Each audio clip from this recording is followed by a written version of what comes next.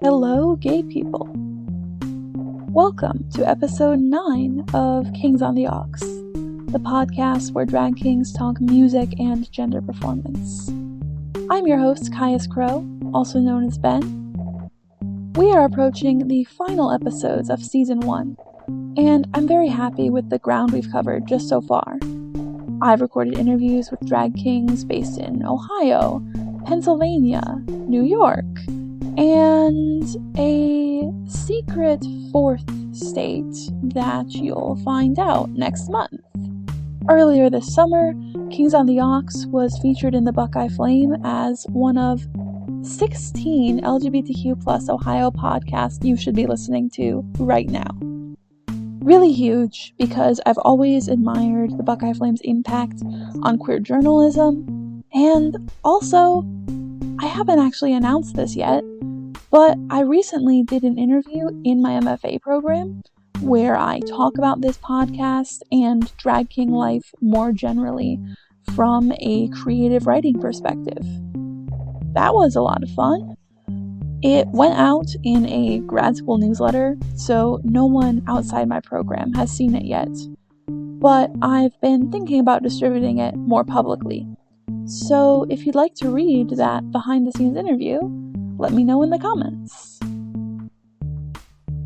Speaking of public distribution, we have a website now, or a domain name and a website under construction. So please stay tuned for future developments on this show's increasingly professional internet presence. My guest today is an Akron-based drag king I really admire, AndroNTT.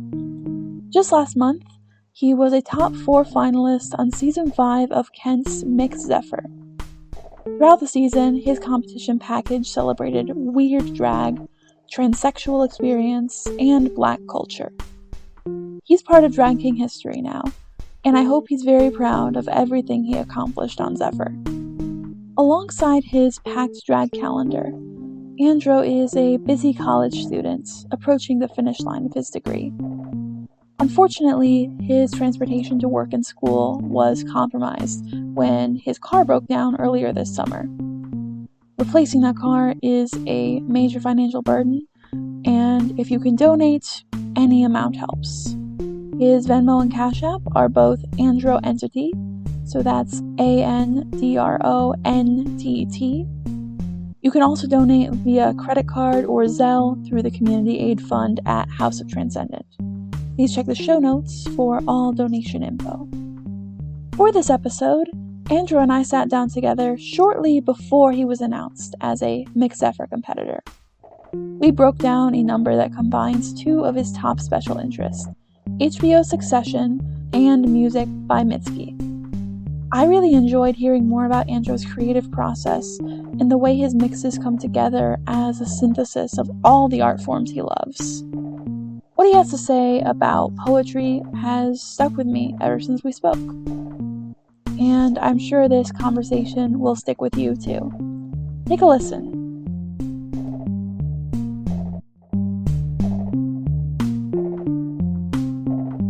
I am here with AndroNTT, and we're going to be talking about your Mitski and Succession mix. So this mix, you're I was thinking about it while I was driving up and how, no one's ever seen me do this. Because I did it once at the Odditorium, and that was it. And so, very few people have seen me do this. It's very exclusive. It's very exclusive. I've only done it once. Exactly. So that's why it's so important for us to talk about it. I really, especially since it's something that was featured at the Odditorium, I like weird drag. I like storytelling-based drag. Yeah. So that's perfect for this. I'm glad that you suggested it. You were telling me that this mix grew out of 2 of your special interests, so Mitski and Succession, and I want us to start there. So tell me about your relationship with Mitski's music.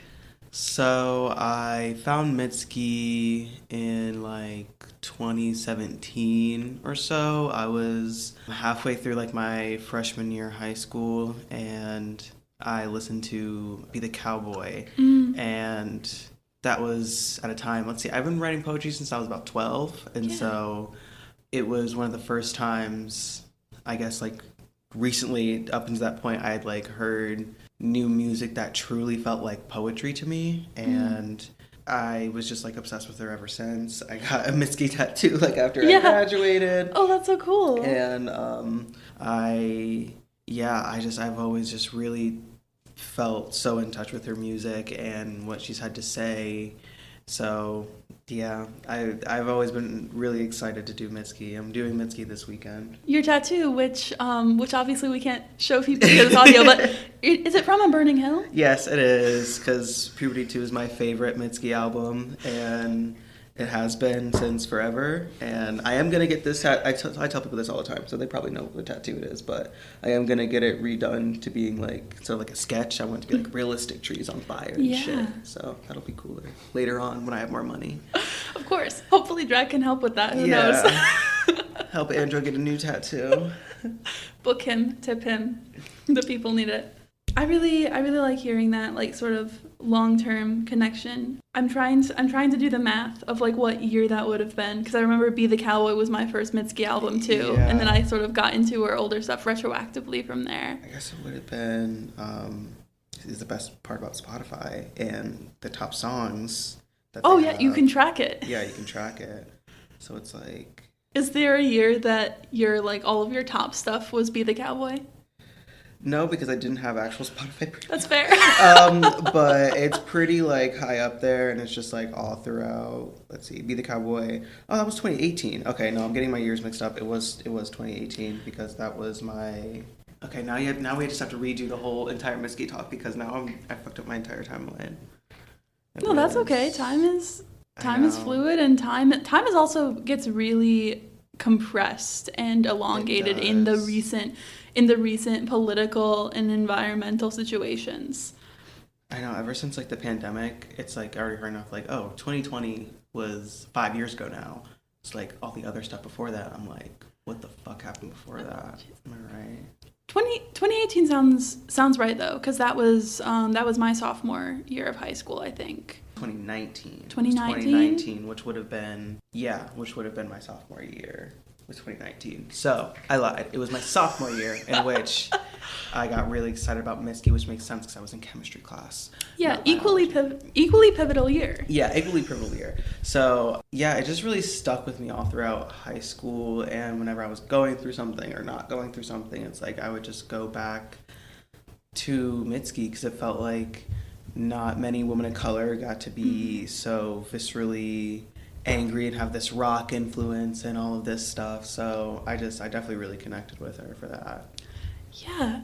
And I really like that you say that, because I feel like so often Mitski gets watered down to like sad girl music when she's fucking pissed. God. And her music is really sonically intense. She uses really visceral and violent imagery in her lyrics, and it's like she can be sad, but that's not the primary emotion, certainly not in all her music. I know, and it just feels like another way to water her down to like, oh, she's just this sad American Japanese lady, and it's like, no, she's a real person. Holy shit. Like I hate when she gets boiled down to sad girl music, and it's like, if you want sad girl music, you got Lana Del Rey.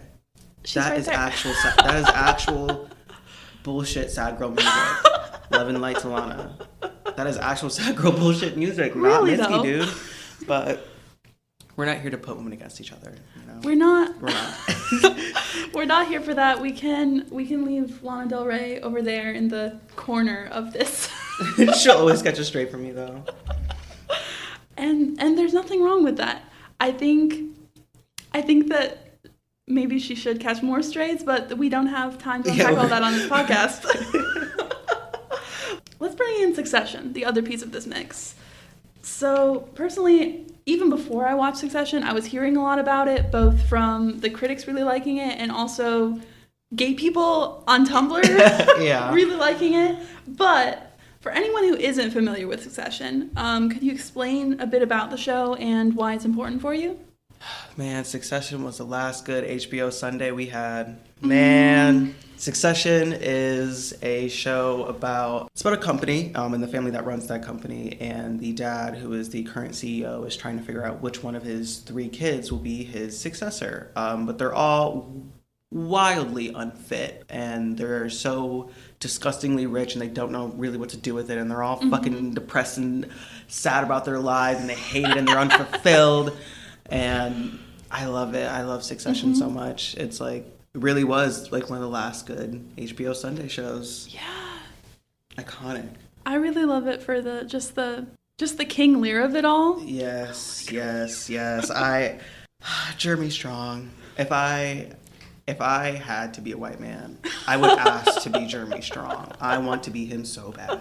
He is so cool. Like, I feel like the way he methodically thinks about acting, because he's such like a theater-born actor, and everyone was on his ass when he was like, dramaturgically, it makes sense. And everyone was like on his ass, but like, that's how I think about drag. Like, that's how I was thinking about like making this mix and all that. I just thought about how the lead of the show, Jeremy Strong, goes about acting out Kendall Roy, who is the main character of the show. He is the oldest son of the three. Yeah. And he's an addict. He's a father. He's recently divorced from his wife. And he's recently, at the start of the series, recently sober. And so he's just definitely really balancing a lot. And he's just such a compelling character. I think he's definitely one of the most compelling characters we've had on TV this past decade, and will definitely go down in history as one of the most compelling, like, of all time, I believe. So I had to bring him in. I had to bring him in for this mix. Yeah, thank you for anticipating one of my questions, because I was wondering, in the clip that you chose, which is from the finale, and it's Kendall Roy, played by Jeremy Strong, talking to his father. Yeah. What could you possibly kill that you loved so much it would make the sun rise again? You're not a killer. You have to be a killer. I deserve it. Maybe I deserve it. It's good to pay. You're the best. Don't beat yourself up. No real person involved. You know, it's nothing. So, a bit of backstory of how you get to that clip is that during the season 1 finale, Kendall is at the wedding of his sister, and he's leaving, and he's trying to score some drugs with this young waiter. And so him and the waiter are driving. It's raining. Kendall grabs the wheel to like avoid this deer, and they end up in a lake. And Kendall swims out, and the boy drowns. And then he runs back to the wedding. He changes his clothes and he pretends it doesn't happen, and he's just right back dancing on the dance floor and high while doing it. And the next day, his dad finds out there was a waiter who died, and they completely cover it up. And so from then on, Kendall is now even more under his dad's control, because now his dad has covered up a murder for him. Right. And the entirety of season 2 is on a leash. He has to listen to him. His siblings are asking, like, Ken, what's wrong? Like, why won't you talk to me? Why won't you talk to me? And, like, he is just a ghost of himself, because in his eyes, he did kind of kill a boy, for kind of no way around it. Yeah, kind of no way around it, and it was covered up, and he was an underprivileged boy, and even when he was kind of starting to feel a bit better, his dad then took him to the boy's house and to meet his mother. And so Kendall has a really, really, really hard season 2. And another storyline that is happening throughout this for the company is that they own a cruise line, and there were a lot of sexual assault things that were covered up that happened on the cruise line, and a lot of people who were paid, like, you know, a lot of underpaid women who were paid off and things like that. And that is now about to come out. A whole bunch of government services are on their ass. They have to make a public statement. In that episode of the season 2 finale, his father wants him to take the fall for the company. This would be his ultimate sacrifice. That comes the line of, what would you love so much? You know, what would you sacrifice to make the sun come back? And that's his father's way of saying, I love you so much that I believe you are a worthy sacrifice for the greater good, i.e. the company. That's fucked up. Which is so fucked up. And so all of this gets to Kendall, and he walks up, he has a whole paper ready, and he is ready to take the fall for the company, his father, his siblings. He is willing to do it to pay for his sins. There comes the maybe I deserve it. Mm-hmm. And his dad's trying to make him feel better. Like, it was no real person involved because he was an underpaid worker. And Kendall's up at that podium, and he just decides to go in on his dad. That's like the after story of it. But he goes in on his dad publicly in front of everyone. He says that my dad knew about this. My dad covered it up. This is all on him. And it's just like one of the best moments in the show is the season 2 finale because of that. And Kendall has an even crazier next 2 seasons after that. But either way, that is such an important apex and turning point of his character. And I think about it and I'm just like, wow. Don't you love the silver screen? Don't you love HBO Sundays? My God, TV, movies, I love it. Oh my God. I love Succession. I love that season 2 finale so much. Oh my God. It's a really impactful character arc. And in the mix, first of all, just a quick question. When you get to the audio part, are you lip syncing Kendall's audio? Yes. Yeah. So then we get these really vulnerable moments where you're reacting to this father figure. And I think the last line that we hear in the audio clip or the mix is, it's nothing. Just this really, it just gets really dismissive. Yeah. And I know that like in the mix that obviously not everyone's going to get that story. And that's why I did it at the Odditorium, because I knew it wouldn't matter. And I knew I could just kind of be my little nerdy self and just do my thing and do my little Kendall Roy cosplay.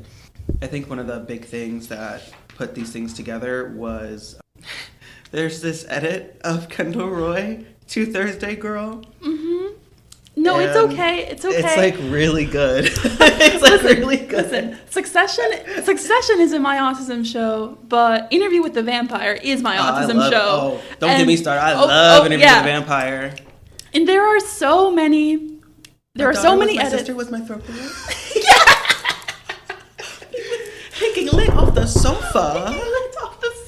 Oh, that's the thing. I want to get into that. That's what I'm trying to get into. I want to do a whole like. Ooh. Are you gonna do the season 2 episode 5 fight scene? Yeah, like I want to do like some parts of that. Yeah. But when and where? I want to see it. That's what I mean. I'm trying to figure it out because of like obviously but also Armand is so fucking crazy. Why won't I want to be him? Listen, can I show you something? Yeah, please. Can I show you something? Holy shit!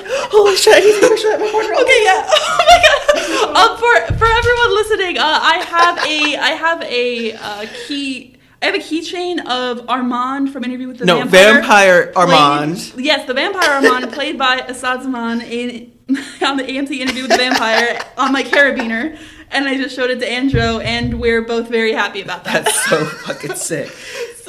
That's what I mean. Like, I feel like a lot of my love for performing and doing anything comes from, like, movies and TV show. That was, like, my first, like, language into...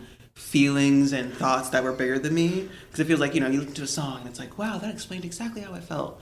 But like for me, when I was a kid, it was like movies and TV were doing that for me, because like my mom was huge on Stephen King, so like huge on the horror, huge on really strong female leads, huge on like thrillers and like people just struggling and coming up from it in like really crazy situations. So you know, the crazy stuff that our moms like to watch, just the crazy shit. So I just grew up on that stuff, and God, I really do love movies and TV. I feel like that's like the core of my being in a way, is like stories. That's so cool.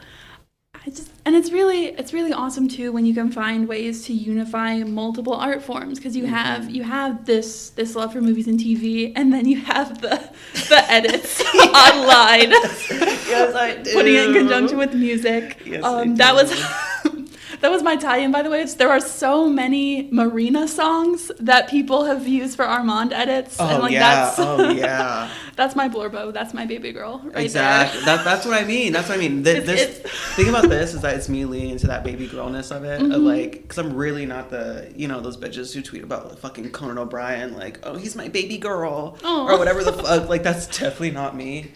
But Kendall Roy. is your baby girl? Yeah, I mean, I can't help it. I love that dude. He, like, it's in the same, like, you know, in the same way Walter White is some fucking, 17-year-old stoner's baby girl. He wouldn't use those words, but in his heart, Walter White's his baby girl. Yeah. In my heart, that's Kendall Roy. You know, like, I'm not watching Sopranos like, oh my god, I want to be Tony. Like, I'm watching Section like, oh my god, Kendall, my heart. My twin. Like, I love him. I love him. I'm talking about like he's fucking real. Talking about a fictional character, by the way. Well, but what he means for you though is very real. His impact is real. His influence is real. I know, very, very real to me. It was real to me. It was real to me.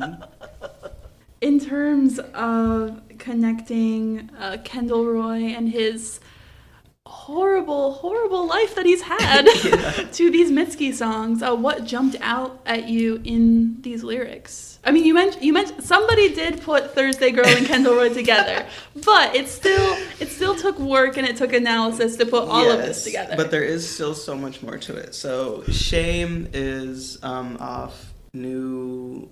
I have it written down. Retired from sad new career in business. Yes, exactly. And it's my favorite song, and I have many favorites off that album, but Shame was one that just like really struck me as one of her most like haunting songs. And it could be like a lot of her songs talk about that yearning and that wanting, which is a big theme for me in my poetry, and also a big theme I feel like for Andro as a persona. But I mean, it's pretty repetitive. Just, it feels so good. It feels so good. Right outside the door, nobody knows. It feels like it really speaks to his battle with addiction, but also his battle with like all these secrets that he holds. I mean, he doesn't tell his siblings about what happened at the wedding until the season 3 finale. So it takes like almost like a whole 2 years for him to even tell anybody else. So the Shame felt like it fit. Yeah, and definitely looking at those lyrics again, I can see the resonance with the combination of isolation and dependence. Like both dependence in terms of addiction, but also dependence on his father. Yeah, and and I don't need anything other than you. There's so many times where he's like, you're my boy, you're my best boy, you're my number one boy, and just constantly keeping him on that leash and like, oh, I'm not gonna make you CEO yet, but just wait, you're front of line, you're front of line. And kind of leading him on. It's Shame felt very simple but very poignant on his character, I feel like, for the majority of season 2 when he's like under his dad's control. Yeah.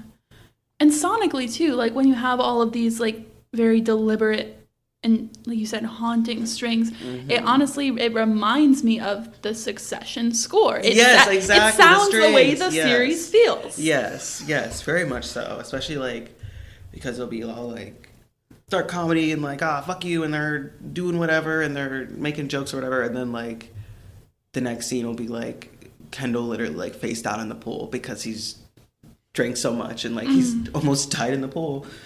Just a lot of tonal shifts. A lot of tonal shifts. I think that's really cool. And for Thursday Girl, I will say has been my longest favorite Mitski song because Puberty 2 has always been my favorite album. A Burning Hill may always end up being my number one, but Thursday has always been my favorite day of the week, even when I was a little kid. And I liked Thursday because it was this idea of before you get to the good part, before you get the weekend, you get Thursday, you know, and there was something special about that. And I just like Thursday. I like it, and I like it. You're so right for that. I don't know. I just like, I like Thursday. I like the way the word looks on the page. I like the day itself. Thursday. I like it. I just love Thursday. And so a song Thursday Girl just really resonated with a high school me, talking about desire and wanting and yearning and wanting for things you couldn't have at the time. For me, moving out, being on testosterone, transitioning, just being able to come out, wanting life, wanting so much more. So Thursday Girl for me really just like hit me where I was. Like glory to the night that shows me what I am as I go to the party on my knees saying take it all please and tell me no. It just felt like this like part of me I can't stop wanting, but I deserve to be punished either way. And I don't know, it just resonated with me and it just always has. Wow. And it does all, when I think about these two songs together, it flows really smoothly. Like, I was surprised to realize that these are on two separate albums, but the transition is so smooth, and they're speaking to a lot of the same vulnerability and wanting, and like, I don't know, there's a sense of like looking out for external support that like isn't there, or that you can't isn't reach. Reliable. That isn't reliable. And so Thursday Girl, I felt like really defined a lot of my sophomore and junior year of high school. It was definitely like a really hard time for me. So Thursday Girl and just Mitski in general just really got me through that. I mean, I lost my best friend because he was just, no, he didn't die. Well. God, I fucking wish he died. I mean, honestly, that still sucks though. Yeah. Different tonal response from me in light of that, but it still sucks. Definitely sucked. And it was really hard, and I just listened to Mitski like the entire time, and I got through it, and wrote a lot of poetry, and it made me a better person. It made me a better artist, really just being alone for that amount of time and just really like finding myself alone. It was also me finding my transness alone, because he was like my only trans friend. And so I was also figuring out, okay, what does it mean when I am trans and by myself, and what are the things that I actually do and don't care about? Yeah. And so I figured a lot of that out, and honestly, I think about it a lot, that like I'm really happy I didn't start drag until like I was like so far, but like, you know, I'm happy that I started drag like a little bit after my like transition, because I feel so much more like settled in who I am as a person, as Sergio, but also just like the name AndroNTT, that I don't think I'm ever going to change that. No. And I feel like Andro is always going to be an androgynous drag king at the very least. So I feel like I'm happy that like I did all my other Sergio gender stuff first and waited. It all happens at the right time. Yeah, it all worked out.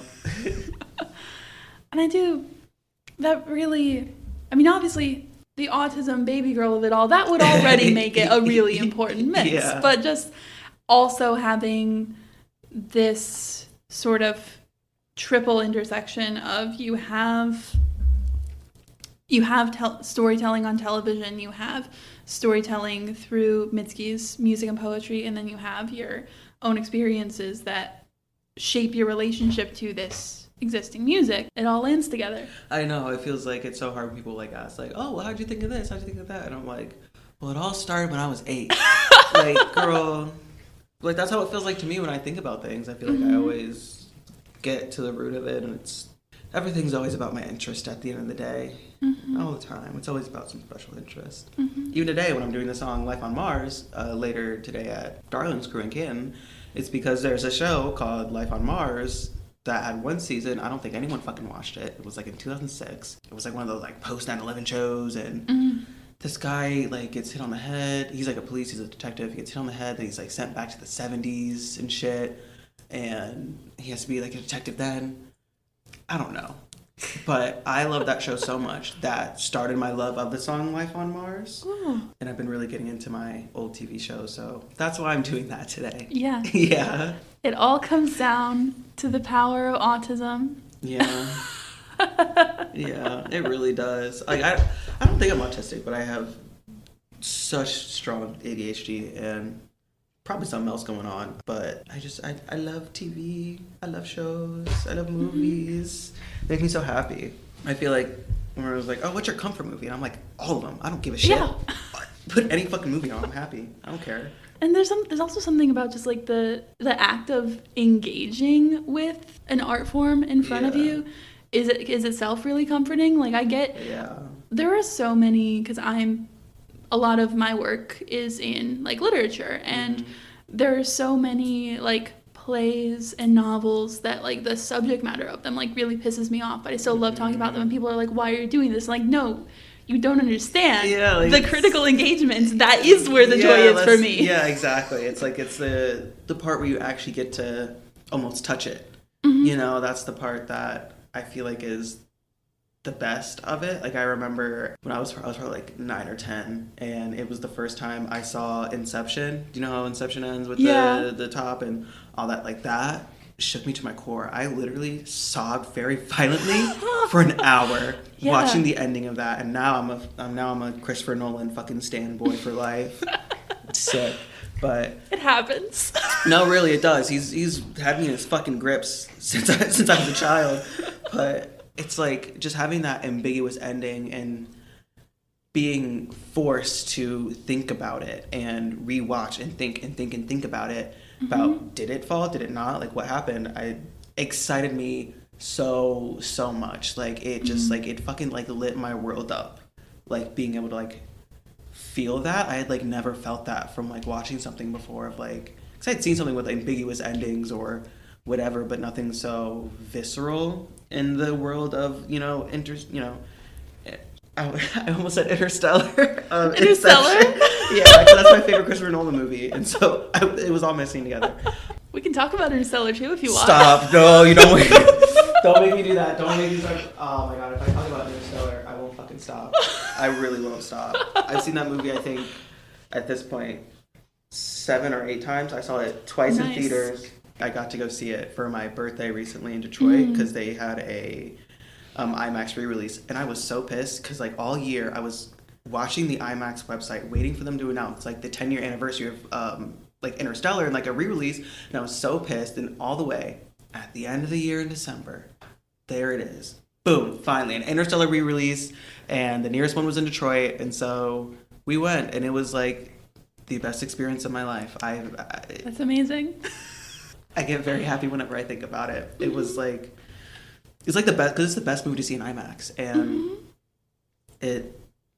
I never thought that I'd actually get the chance, and they had like a themed drink called Murphy's Law, with the movie, and it was just so cool. I got to see that on my birthday, and like in the actual theater, and it was like the original 77 millimeter, and I could tell because they had the fucking specs in it, and I was like, this is my fucking shit. Oh my god, it was so cool. It was so cool. So important. I love my movies, and I love Christopher Nolan, so thanks Christopher Nolan and Stephen King. I love seeing other neurodivergent artists being like happy and engaging with their art form, and just like it's so cool. I've been trying to figure out how to do an Interstellar mix, but it's hard. It's hard when it's like too exciting and like you love it too much, and like I feel like that's what happened with this mix, was that like I was like getting very, very, very obsessive and trying to make it perfect, and then I got to the point where I was like, people don't need to understand exactly what's going on. They will understand the vibe, the vision. It's fine. Yeah. And it's Odditorium. You're allowed to do what you want. Yeah. No, even without the like 2 seasons before and then all of the fallout after, like I think we're still left in this like satisfyingly hollow place by the end of it. Yeah.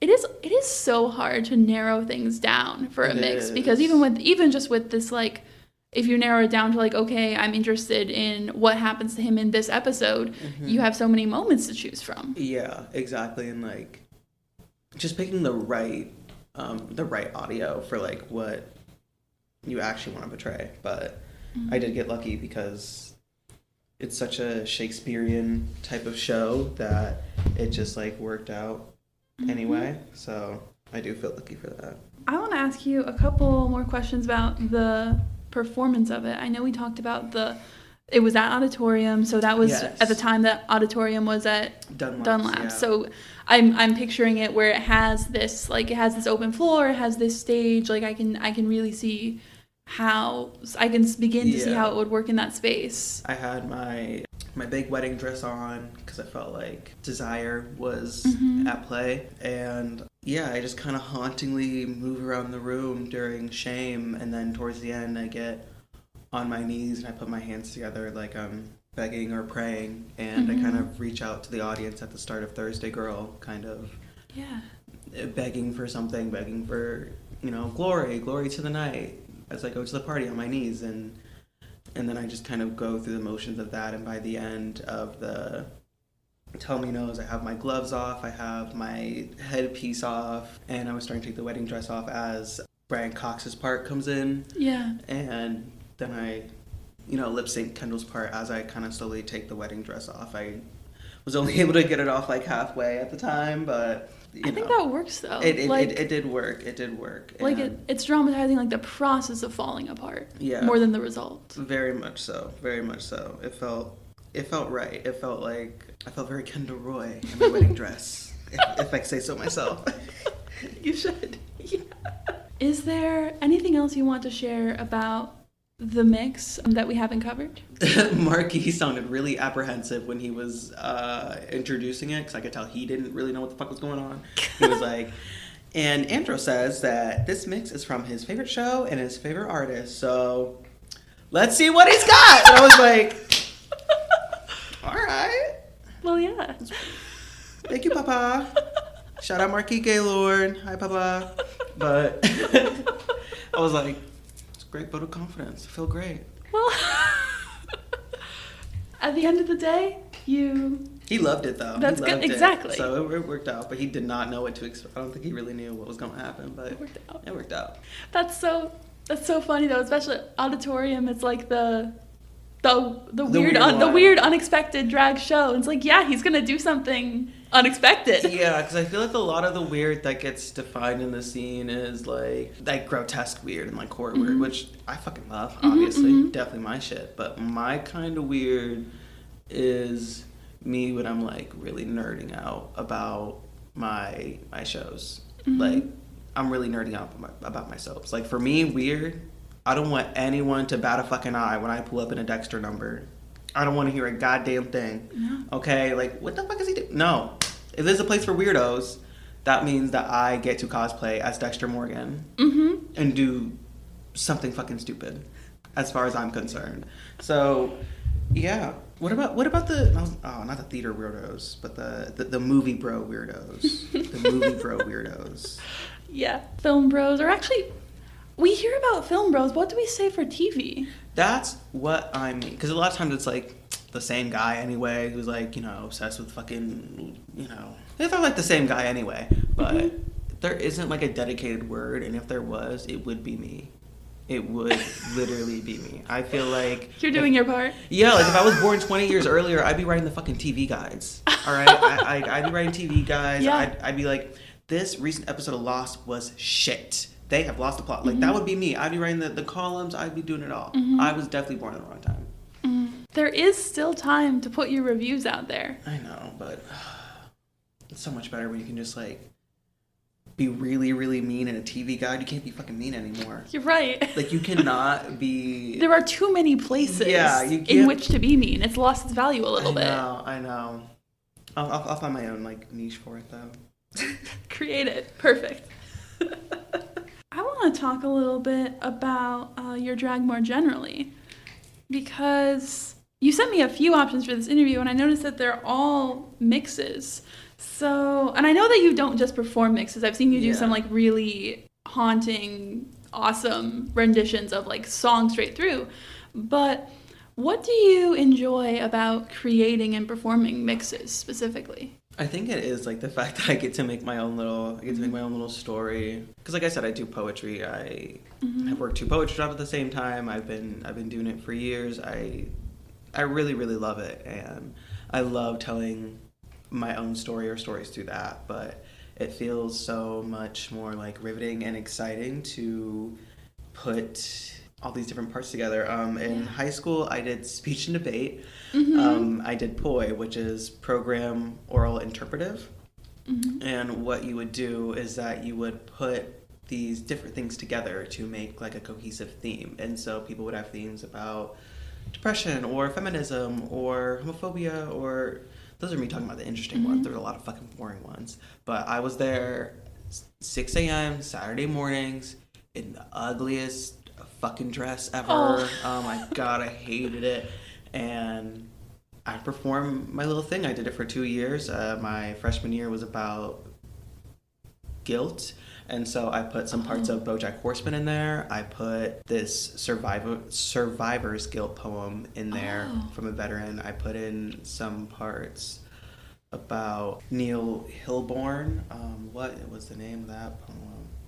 SIDS. It was a poem about SIDS. And then I put in parts from To Kill a Mockingbird. Oh. And I kind of just told the story where, like, I chopped them up and they all kind of build up to a lot of the guilt and secrets coming out together in the end. And then I finish it on a certain note. But I spent so much time, like, finding things and cutting things together and putting it together. And, like, you have to, like, hold the binder and you, like, perform it for a judge. And, like, you flip through the pages and you change your voice, change your physicality to fit whatever character or thing you're fitting, and you perform it. And like, that's a mix. That's a mix. Yeah, right that's a mix. You're pretty much making a mix. And it was, like, my favorite fucking thing. If you ask me my favorite thing I did in high school, I swear to God, it'll be speech and debate. Because that was when I felt like my most, like, poetic, because in high school I was just writing poetry by myself. There wasn't any, like, poetry club or whatever bullshit like that. I was just doing it by myself. And so this was my chance to be a poet in public, it felt like to me. And it got me so excited. I was just so passionate about it. I spent hours every week just, like, practicing and focusing, and I got pretty good. I got pretty okay. And then our school had to set the cup down because we were broke, but I really loved it. I loved doing it. And so for me, that's, like, where my love of doing mixes comes from. It's just, like, speech and debate.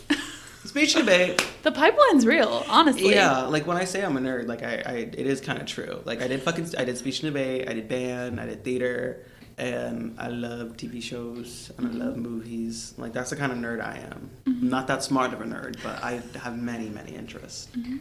Still, it's like it's a lot of performing arts. It is. It all prepares you for this. It is, and ironically, I didn't really like theater because there wasn't much space at Cuyahoga Falls High School for the black kid who is some gender, who knows. So, yeah, I would get cast in some things, but it would be, like, kind of weird roles and very much just, like, And the only time I really got cast in a good role was, like, when my friend put me in his one act, and I really liked that. And then I got to direct my own one act my senior year, which I really liked. But there was a lot in theater that I felt like it was just too late favoritism and all this shit that I just knew I was never going to live up to, and stuff that I just felt like was a waste of time to, like, worry about. Yeah. And so I was kind of heartbroken when speech and debate went away, because it was like, that was my thing, and I was, like, the speech and debate president, and then, like, I loved it so much, I put it on the back of my Letterman. You should. That's correct, actually. My Letterman says speech and debate, marching band, and then throwing, because I did do one sport, and it was the most trans sport I could have done, which was throwing shot put and discus. That's the most trans thing I could have done for myself at that time. That's so cool. Was to throw a fucking steel ball. So, yeah. Honestly, really impressive. Yeah, thank you. I feel like all of those things really describe how AndroNTT has, like, come to be in my heart. Yeah, that's really cool. Now I'm trying to collect my thoughts here. No, it's okay. I'm a yapper. I'm sorry. No, to be clear, you're like the fourth person who's, like, apologized for being a yapper. That's what I want. What do you mean? I know, but it feels like I keep going, like, over here, then I'm over here, then I'm over here. Like, I'm not really. You must be a really great editor, because like, the conversation with Marquis felt so much more, like, streamlined, and we're just like. I like seeing how it all connects for you. Yeah. Like, that's, if anything, that's more satisfying than, like, editing to me. Yeah. Like, seeing how all of these things are in conversation for you. That's really awesome. They definitely are. I want to ask you about, you've mentioned your background in poetry a couple of times, and you've tied it pretty directly to your drag. But could you tell me a little more about the connection you see between your poetry and your drag?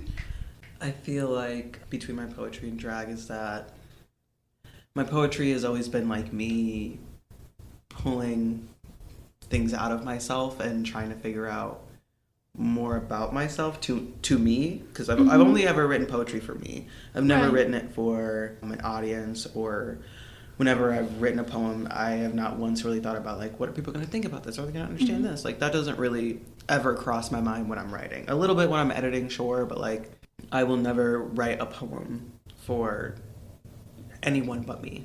So it just like, it was so formative for me to like, that was my mirror for so long. And I've never really been good at writing trans poems. I just can't do it, but I've always been really in tune with my trans self. Like I knew I was trans in middle school, and I was like, I don't have the time to worry about that because my parents are going to be cool with that, and I'm not moving out till I'm 18, so I'll just reconvene on this in a few years. But like I very much knew, I was like, that's not a girl.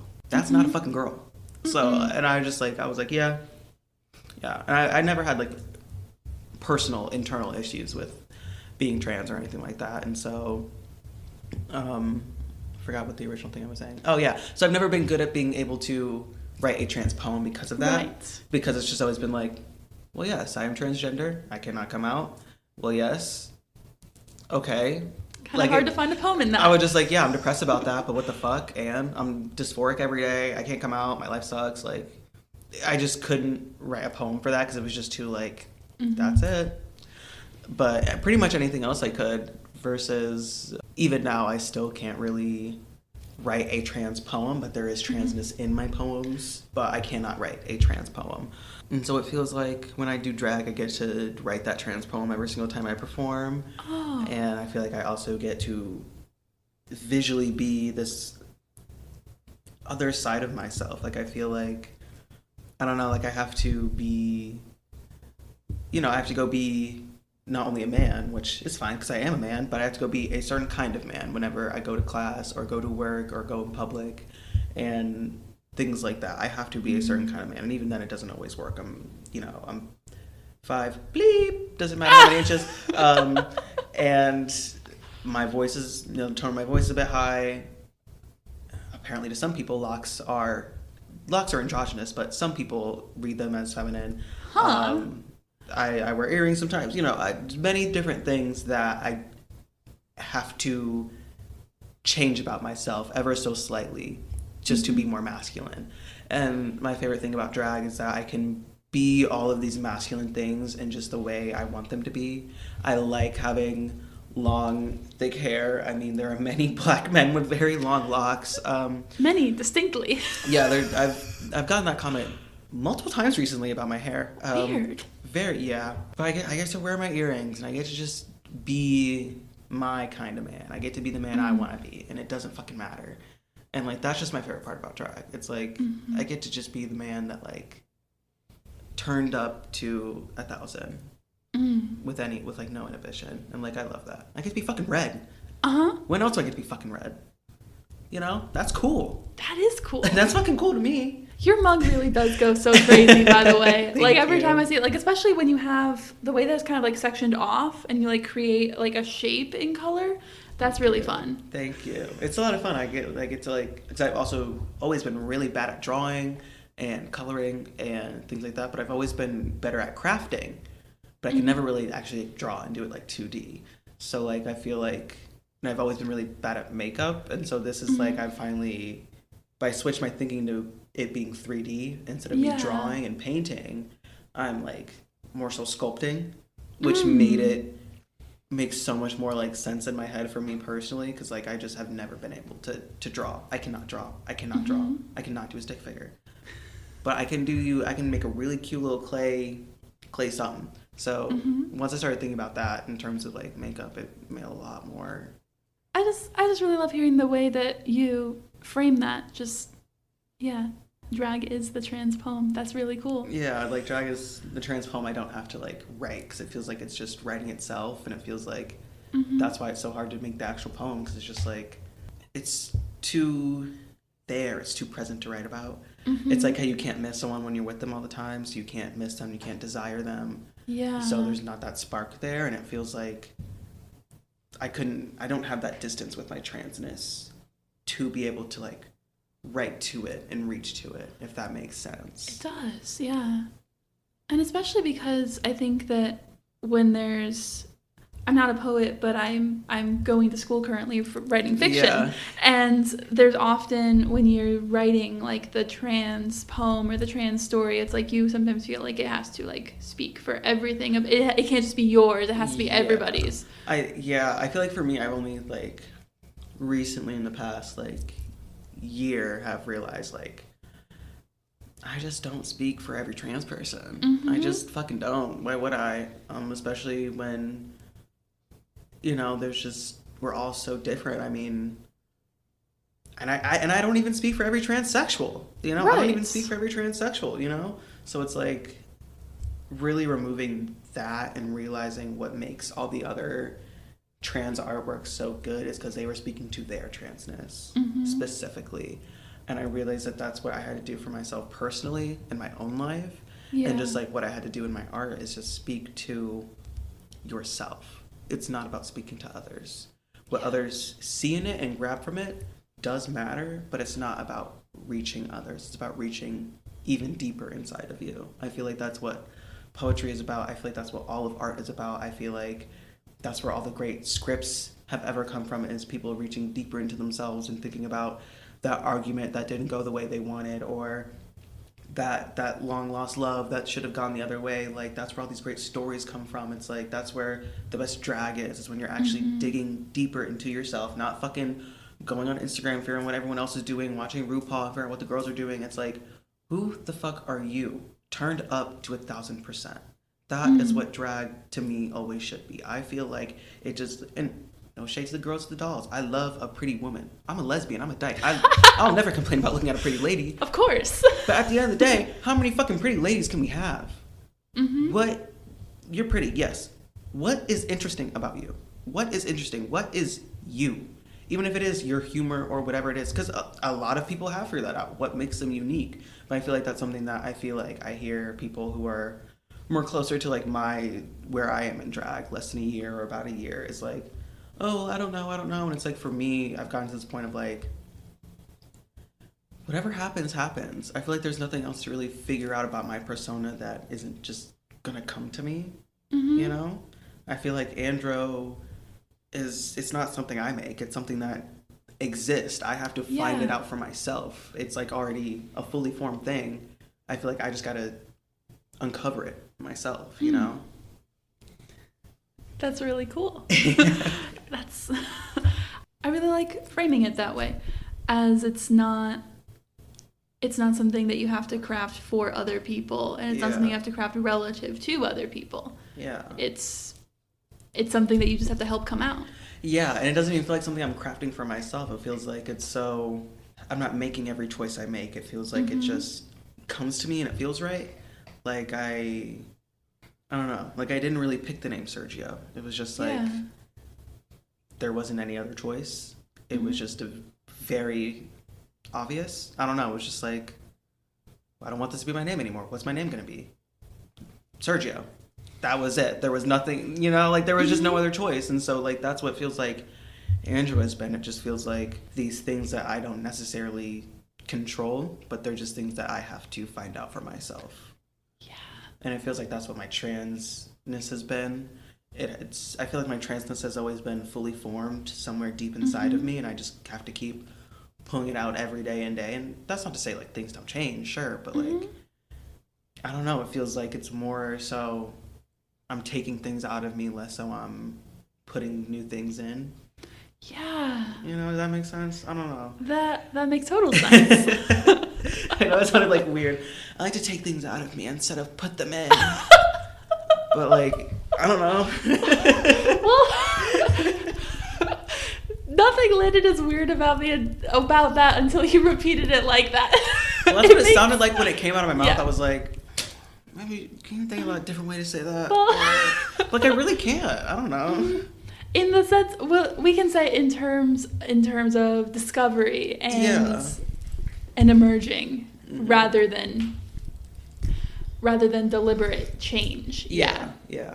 Finding rather than changing. Yeah. I agree. Yeah, we got there. We avoided it. That's a better way to say it. Thank you. All right. Well, I think seems to me like a really excellent note to end on, but is there anything you'd like to share that we haven't talked about? I think I would like to talk about my status as a king. Please do. I think when I started, and it's still technically on my Instagram, the first like flyer I made for bookings was that I didn't really feel confident enough in myself to just like call myself a king at first, because I already had this vision of kind of what I wanted Andro to be, an androgynous kind of king. No, a very androgynous man who was still a transsexual, because that's, you know, one of my favorite parts about me is that I'm transsexual. And so I was still figuring out how to portray that to a point where other people understood. Because it's like, it was very easily, I could look in the mirror and I very much saw a transsexual man, but it wasn't coming across completely on stage. And, you know, I figured that out and found that look and figured out more of myself. But I think it was, you know, shout out Transsexuella, where she was just like, you are a king, period. And I was like, you know what, you're fucking right, bitch. The fuck? We're kings. We're kings, the fuck? And like, I really did need that kind of like boost of confidence to be like, you don't have to gender yourself differently for other people to understand. Because I've never had that issue for myself, but then I was doing it in drag, which felt so foreign to me to kind of give up parts of myself for other people to understand. And yeah, even now I get a lot of, I wouldn't say shit, but a lot of confusion about me being a king. I've gotten people say I identify as a king. Identifies as, I think I want to put that phrase on a shelf. And if anyone says I identify as anything, I'm gonna be in your walls. I hate it. I do not use he, him pronouns. My pronouns are he, him. I do not identify as a man. I am a man. I don't identify as fucking anything. I am black. You say I identify as black? No. You can see I'm black from a mile away. I'm a man. I don't identify. I hate that. It's those small things that really do piss me off. And I know that not everyone means it that way, but so many people do. And it's like, oh, well, so-and-so uses these pronouns. No, those are their pronouns. And like, it's this like, cis people get to just be, and they are. They don't get to use and identify as, you know? And if cis people get to just be and are, I also get to be and just are something, you know? I really hate that. I really hate that. Someone recently said that I identify as a drag king, and which is so, like, it's all identities. Like all of it is identity. So we don't have to additionally set stuff aside. Like, we know what this is. And like, it's an extra layer because I am, you know, a trans man performing as a man, an androgynous man. But it's like, I don't like it. I don't fucking like it. I don't like a lot of the misogyny that drag kings have to face, because I feel like it's something we don't talk about, because a lot of us are like trans men, trans masked, non-binary, you know, especially like specifically in the Northeast Ohio scene, you know, very few, I feel like, drag kings identify as cisgender women in our scene. And so it's not as present to talk about the misogyny that we face, but we are facing so much misogyny. I have faced an increased amount of misogyny since starting drag, and it's so, like, the amount of trans misogynoir that I have faced since starting drag is honestly pretty fucking insane. It's so insane. And I just want to put that in the air. I just want to say it because it's been bothering me so bad. Just the transphobia and the misogyny that we face. It fucking sucks, and it's hard, and it's so aggravating, and it feels like that is what pushes us kind of further from the rest of the community as a whole, whether that be trans men, transsexuals, drag kings, you know. It feels like these things keep pushing us more and more to the side, just like being at different places like cocktails or wherever it may be that are very white, cis, male centered, and not really feeling at home there, versus when I was at the Leather Stallion, when I walked in and it was kind of early and it was mainly, you know, white cis men, I still felt very much more at home. And then more people came and I saw like, oh, this actually is a pretty diverse bar. But like some bars aren't. Like I was doing a gig at Cocktails Akron, and one of the bartenders was like, I just would not have guessed that you like present as a man outside of drag. I just wouldn't have guessed that for you. It's like, who the fuck asked? First of all, you're a ginger. You're literally a ginger. Enough said. Like, you're literally a ginger. What the fuck? And it's like, and yes, he was a gay man saying that to me. It's like, why the fuck do I have my own community saying such ridiculous shit? And it's misogyny. It's misogyny. And I just really hope that maybe like the theme for this year is that like we call it out more and that like it gets dealt with a bit more, because I see it a lot. Not just happening to me, and I know it's not only just bothering me. And so no. I just really hope that is something that as a whole, not even just drag community, but as a whole, as a queer community, that we just got to deal with. Yeah. We just got to deal with, like, misogyny. Goddamn. I feel like there was another thing I want to touch on, but that's pretty much it. Oh. I feel very lucky to be a Black transsexual every day. Oh, wait. I feel very lucky to be a Black transsexual dyke every day. There we go. We got it. That was the last thing I wanted to say. Wonderful. Well, thank you so much for your time. This has been so much fun. Thank you for sharing your special interests and your wisdom with us, Andro. Thank you for having me and listening to all my special interests. That's what we're here for. Thank you. Thank you for listening to Kings on the Aux. This episode featured Akron and Northeast Ohio drag king AndroNTT and was hosted by Cleveland drag king Caius Crow. You can find Andro's looks, performance videos, and upcoming show dates on Instagram at AndroNTT. That's AndroEntitty. You can find me on Instagram at Caius Crow. That's CAIUS Crow. Questions, comments, compliments, complaints? Send me a message on Instagram at KingsOnTheAux or email me at caiuscrow@gmail.com. I'll talk to you soon on our next episode. Thank you for supporting local drag.